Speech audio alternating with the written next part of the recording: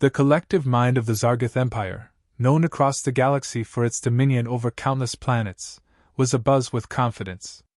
Earth was merely another conquest, an insignificant death world tucked away in a remote corner of the galaxy.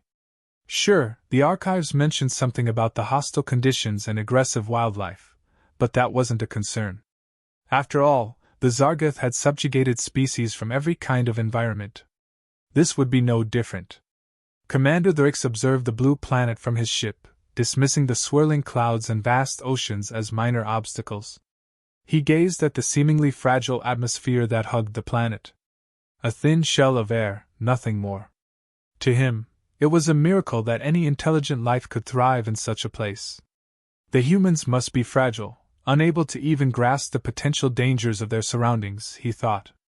The briefing on humanity had been brief and blunt. They were technologically behind by galactic standards, only recently achieving space travel beyond their own moon. Their history was marked by infighting and territorial disputes, a typical sign of a primitive race. Thrix chuckled to himself. They wouldn't even need full military engagement. His crew could easily handle them. The landing preparations were made swiftly. Thrix's crew moved with precision, their arrogance clear in every action.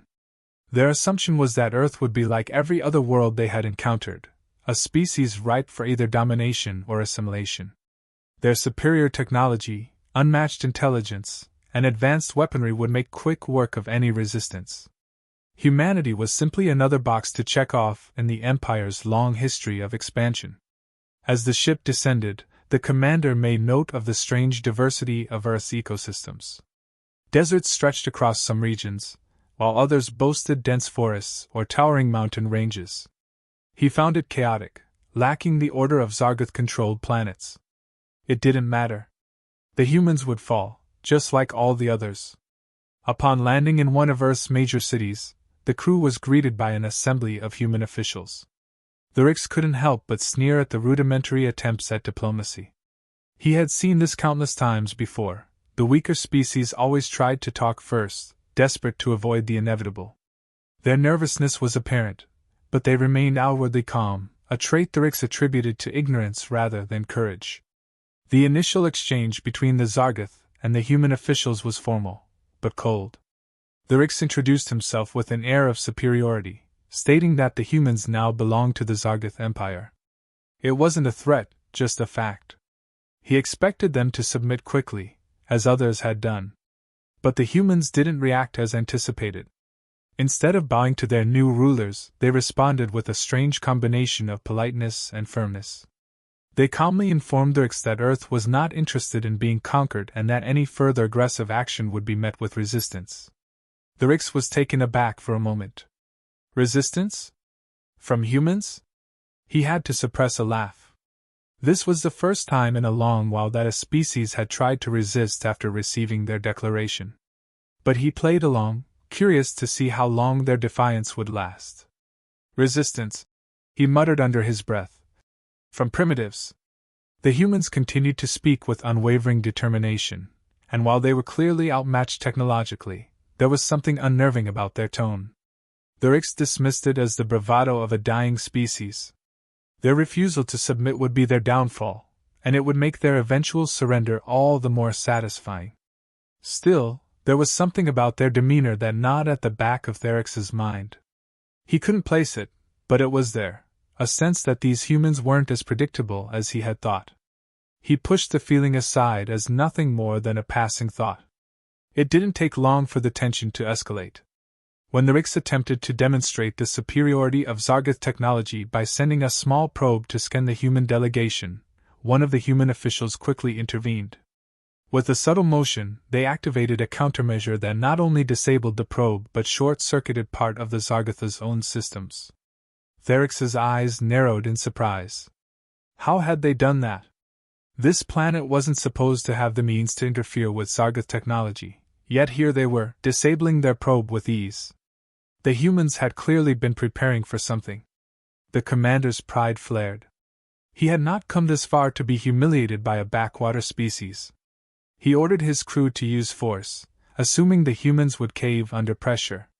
After all, no one survived a direct conflict with the Zargoth. But as the humans prepared themselves for what came next, Brix caught a glimpse of something he hadn't seen before in any other species. It wasn't fear. It wasn't desperation. It was something far more dangerous. The moment the order was given to use force, things moved quickly. The Zargoth, relying on their superior technology and experience in warfare, deployed a small detachment of troops to subdue the human delegation. The Rix, confident in his decision, expected the humans to panic. Perhaps a few might try to flee, maybe beg for mercy. It was the same routine every time. A brief show of power, and the enemy would fall into line. But what unfolded was not routine at all. The humans didn't flinch. They didn't retreat. Instead, they reacted swiftly and with a level of coordination that the Rix had not anticipated. The human forces were smaller in number and appeared to be equipped with far less advanced weaponry, yet they moved with purpose and precision. Within moments, the first Zargoth soldiers were met with fierce resistance. They fired energy-based weapons designed to incapacitate rather than kill, assuming this would subdue the human forces easily. But the humans didn't go down so quickly. Even when hit, many of them managed to stay on their feet, as if sheer determination was keeping them moving. The soldiers expected compliance, submission, but instead, they were faced with aggression. The Rix watched the situation unfold from his command center, his amusement quickly turning to confusion. How could such a primitive species withstand the Zargoth's weapons, even at reduced power? It didn't make sense. The humans fought back, not with blind rage, but with tactics. They were calculating, adaptive, and most importantly, they weren't intimidated. The alien commander realized something was wrong. The humans were exploiting weaknesses in the Zargoth's formation, moving unpredictably, using the environment to their advantage. They weren't just defending, they were attacking with a kind of ferocity that was both alien and alarming to the Zargoth. The soldiers, who had assumed this would be a quick operation, found themselves caught off guard. Human forces used whatever they could find, physical weapons, makeshift tools, and even the local terrain, to neutralize the Zargoth invaders. A small group of humans outflanked the Zargoth troops, cutting off their line of retreat and forcing them into a tight, uncomfortable position. The Zargoth were skilled at open combat, but these humans were forcing them into guerrilla-style skirmishes. They weren't prepared for this. The Rix could hardly believe what he was seeing. It was as if these humans were drawing strength from the very danger surrounding them, thriving in the chaos that his troops were unaccustomed to. The Zargoth had fought on dozens of worlds, but never had they encountered such resistance from a species that, by all accounts, should have been inferior. The battle was escalating in a direction the Rix had not anticipated. A few Zargoth soldiers were already down, something that should not have happened. The commander had no choice but to escalate the situation. He ordered his soldiers to increase the power of their weapons, enough to cause serious harm. There would be no more warnings. But it was too late. The humans, recognizing the shift in tactics, adapted again. They didn't just meet force with force, they began targeting the Zargoth's technology. A group of human engineers, likely part of their defensive forces, had begun hacking into Zargoth communication networks, jamming signals and disrupting their carefully orchestrated movements. The Zargoth were technologically superior, yes, but they had grown complacent. They had never expected this level of sophistication from humans, and now they were paying the price. With their communication systems faltering, their troops were unable to coordinate effectively, making them easy targets for the human resistance. The Rix gritted his teeth, his frustration mounting. How could this be happening? How could a species so backwards in comparison to the Zargoth present such a significant threat? His mind raced as he considered the possibilities. Was this some kind of elaborate trap? Had they underestimated the humans' capabilities from the beginning? And then, without warning, the situation took an even darker turn. One of the Zargoth's lead soldiers fell, struck not by human weaponry, but by a sudden surge of Earth's natural forces. A massive electrical storm rolled across the area, its sudden ferocity amplifying the chaos. The Zargoth's energy shields, designed to protect them from weapon fire, short-circuited under the pressure of the storm. Rick stared at the screens in disbelief. Nature itself was attacking them. The environment, this chaotic, uncontrollable death world, was a force they had not accounted for. It wasn't just the humans they were up against, it was the planet itself. Earth was not the tame, easily conquerable world they had imagined.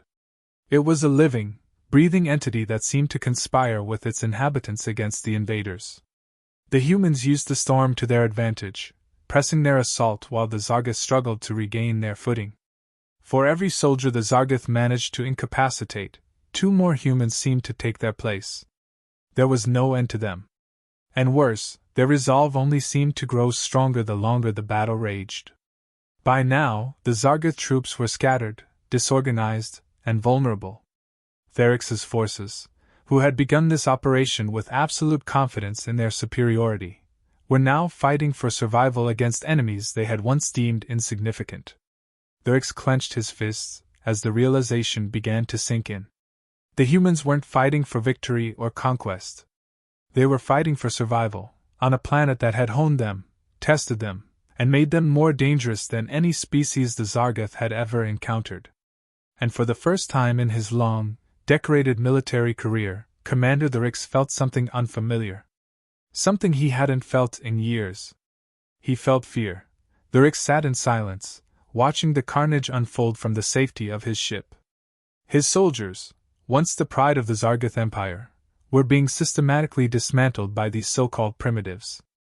The humans, though outgunned and outclassed technologically, had turned the battlefield into their own. And what was worse, the planet itself was attacking his troops. Every time they thought they had a foothold, Earth would unleash something new, a storm, a quake. Even the wildlife seemed more aggressive than anything the Zargoth had encountered. But now, it was time to regroup. Therix ordered a retreat, hoping to understand more about the forces they were facing. His scientists quickly set to work, gathering data on Earth, its environment, and more importantly, its people. The results were unlike anything Therix had ever seen. The planet itself was hostile. Its atmosphere, while breathable, was packed with unpredictable weather patterns and natural disasters. Earth's gravity was higher than that of most inhabited planets in the galaxy. Its surface was teeming with dangerous predators, aggressive microorganisms, and an array of deadly flora and fauna. The humans, somehow, not only survived but thrived here. Therix's researchers compiled footage of human resilience, workers in sub-zero temperatures, firefighters walking into infernos, soldiers marching through deserts with barely any water. They even survived frequent natural disasters, tornadoes, tsunamis, hurricanes, earthquakes, events that would wipe out entire populations on most civilized worlds. Humans, it seemed, weren't just surviving on a death world, they were thriving. They were adaptable, resourceful, and above all, unyielding. Therix began to understand why his forces had failed. The humans had been tempered by their world. Everything that was hostile about Earth had made them stronger. The planet's gravity had toughened their bodies. The constant threat of disaster had sharpened their minds. They had evolved in one of the most dangerous environments imaginable, and they had come out on top. These were not the fragile beings the Zargoth had expected. But that wasn't the most disturbing discovery. It was their culture. Humans had a history of war, conquest, and survival against seemingly impossible odds. Their conflicts stretched back millennia, wars that spanned continents, and revolutions that changed the course of their history. Unlike most species, whose wars were brief or isolated, humans fought wars that lasted decades, even centuries. They had faced extinction many times before, by their own hand or by the harshness of their world, and they had always clawed their way back. What frightened Therix most was their capacity for cooperation.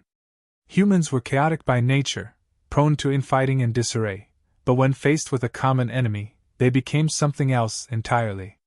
Tribes, nations, entire continents would come together when threatened. That unity, that singular focus, had driven them to survive on this unforgiving planet for thousands of years. He watched footage of human cities, each a marvel of engineering built in environments that no other species would dare to settle. Megacities rose in earthquake-prone regions, and entire civilizations thrived on coasts battered by hurricanes. Their adaptability was beyond anything the Zargoth had ever encountered. Humans didn't flee from danger, they found ways to live with it, to conquer it. Then came the study of their biology. Humans were not the fastest or the strongest species by any means. But they were resilient. Their ability to heal, to push past physical limits, was astounding. Injuries that would incapacitate most species were shrugged off by humans as mere inconveniences. They could survive with broken bones, torn muscles, even severe internal injuries. Their bodies were hardwired for survival in ways the Zargoth couldn't comprehend. The Rix saw footage of humans in extreme environments. A mountaineer scaling a peak with frostbitten fingers and barely enough oxygen. A diver plunging into the darkest depths of the ocean, where the pressure alone would crush most creatures. A soldier dragging himself across a battlefield with a wound that should have been fatal, refusing to die. These weren't isolated incidents, they were patterns. This was how humans lived, how they survived. As the Zargoth researchers dug deeper, they began to uncover humanity's long history of space exploration. Though primitive by Zargoth standards, human ingenuity was on full display. They had sent machines to other planets, probes into deep space, even manned missions to their own moon. They were on the verge of exploring other star systems, despite having nowhere near the technological advancements of most galactic civilizations. The final piece of the puzzle fell into place when the Zargoth stumbled upon a term humans used to describe themselves in certain circles: Deathworlders. It was a badge of honor, a way of acknowledging that they had been shaped by one of the most dangerous planets in the galaxy. Humans were proud of their ability to endure. It wasn't just survival, it was a testament to their strength. They didn't just live on a death world, they had conquered it. The realization hit the Rix harder than any weapon could. The humans weren't just another species to subjugate. They were something else entirely. They had been molded by their planet in ways the Zargoth couldn't have anticipated. Earth wasn't just their home, it was their crucible, and it had forged them into a force that was far more dangerous than the Rix had ever imagined. His mind raced. Could the Zargoth defeat them? Could they truly conquer a species that had spent millennia conquering a planet like Earth? The more he learned, the less certain he became. For the first time in his career, the thought of retreat crossed his mind. But it was too late for that now. The humans had tasted victory, and they wouldn't stop. The Rix knew enough about their history to understand what came next. They wouldn't rest until they had driven the Zargoth from their world completely. And then, perhaps, they would look to the stars. For centuries, the Zargoth had ruled the galaxy with an iron fist, certain of their superiority. But now, facing humanity, the Rix understood a simple truth. They had underestimated the Deathworlders. The Rix stood on the bridge, staring at the planet below, a knot of tension building in his chest. The reports from the surface were becoming worse by the minute. His forces were scattered, disoriented, and suffering losses he had never expected. The once proud Zargoth warriors were being picked off one by one, not just by the humans but by the planet itself. Earth was a nightmare brought to life, and every attempt to regain control was failing. Desperation set in. The Rix had always believed in the superiority of his species, in their advanced technology, their disciplined military, their domination over countless worlds. But none of that mattered here. The humans had turned their environment into a weapon, and they fought as if this battle was not just for survival, but for something more, something far deeper, far more primal. He could see it now. Humans weren't fighting to win. They were fighting to show the Zargoth why they should never have come here in the first place. Therix's second-in-command approached, his voice steady but laced with underlying fear. "Commander, we've lost communication with the last outpost. The humans have overrun the perimeter. We can't hold the ground." It was the admission the Rix had feared. The battle was lost. His forces were now isolated, cut off from reinforcements, and with Earth's ever-changing environment battering their defenses, retreat was their only option. But retreat wasn't just a tactical decision, it was an admission of defeat, something the Zargoth Empire had never faced. The Rix could feel the weight of it crushing down on him. But the final blow hadn't come yet. An alert blared through the ship. The Rix turned sharply, watching as a new wave of human resistance appeared, not just on the surface, but in the skies. Makeshift spacecraft, primitive by Zargath standards, but fast, nimble, and brimming with destructive power, were rising from Earth's atmosphere, targeting the Zargath fleet. How had they managed to pull this together so quickly? The humans weren't just defending their planet, they were taking the fight to the stars. As explosions rocked his ship, Brix barked orders to his crew. All systems on high alert. Prepare for evasive maneuvers. The Zargath ships were technologically superior, but they had never been designed for this kind of fight. Their enemies were always slow, deliberate. But the humans? They fought unpredictably, using tactics no sane strategist would ever consider. They moved with an aggression and creativity that made their strikes all the more effective. The Zargath's shields were strong, but they were cracking under the relentless assault. Brix could feel the ship shudder as another round of explosions rocked the hull. His mind raced for a solution, but there was none. The humans had outmaneuvered them, had outthought them at every turn. His soldiers were being picked apart on the ground, and now his fleet was being torn apart in the skies. The message was clear. Earth was not a planet to conquer. It was a planet to fear. As the battle intensified, the Brix began to understand something fundamental about humanity. They were relentless. They didn't just adapt to their environment, they became part of it. Their entire strategy, their way of life, was built on facing impossible odds and finding a way to overcome them. Every hardship, every disaster had taught them how to survive. And now they were showing the Zargath just how dangerous a Deathworlder could be. He had to make a decision. Continue fighting and risk complete annihilation, or retreat and admit that his forces had been defeated by a species that was never meant to survive, let alone thrive. The thought of returning to the Empire in disgrace made his stomach turn, but he had no choice. His fleet was crumbling, and soon there would be nothing left of the Zargath forces on Earth. "Commander, the fleet is taking critical damage," his second-in-command shouted. "We must withdraw." Brix clenched his fists, his pride warring with his sense of self-preservation. The humans had forced his hand. He had never believed that this moment would come, that his empire's might could be broken by such a seemingly insignificant species. And yet, here he was, facing the harsh reality that the Zargath were not invincible. Not here. Not against these Deathworlders. He slammed his fist against the control panel. "Initiate retreat sequence! Get us out of here!" The order was given. The fleet began to pull back, engines roaring as they broke away from Earth's gravity. But even as they retreated, the humans didn't let up. Their ships followed, hounding the Zargath vessels with relentless firepower, making it clear that this wasn't just a victory. It was a warning. Therix's ship managed to escape Earth's atmosphere, but the damage was done. The humans had driven them back, and the galaxy would soon know about it. Therix's name would forever be associated with this failure, with the moment the mighty Zargath Empire was brought to its knees by a species they had underestimated. As the fleet limped away from Earth, Brix allowed himself one final glance at the planet. It looked peaceful from here, deceptively so. But he knew the truth now. That world was anything but peaceful. It was a crucible, and its people were forged in its fires. For centuries, the Zargath had ruled with fear, conquering planet after planet without much resistance. But this time was different. They had come to Earth expecting to subjugate another weak race, only to be met with the cold, hard reality that not all worlds were alike. Not all species could be broken. The humans were something else, something far more dangerous than Brix had ever imagined.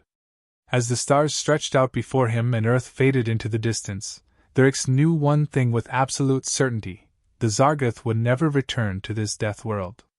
And if the humans ever decided to leave their planet and reach for the stars in force, the galaxy would never be the same. The lesson was clear. You never cross a Deathworlder.